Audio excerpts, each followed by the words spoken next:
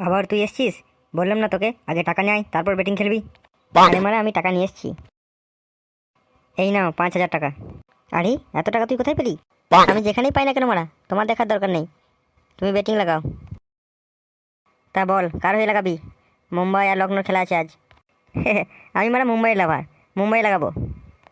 মুম্বাই তো পরপর হেরে যাচ্ছে রে। আজ মারা জিতবেই। আজ রোহিত শর্মার জন্মদিন, ও মারা সেঞ্চুরি করবেই।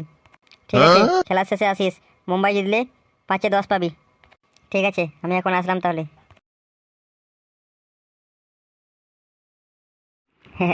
আজ তোমার মুম্বাই জিতবেই। দেখি খেলার কি খবর। এই কি মারা, রোহিত শর্মা সূর্যকুমার সবারই উইকেট পড়ে গেছে।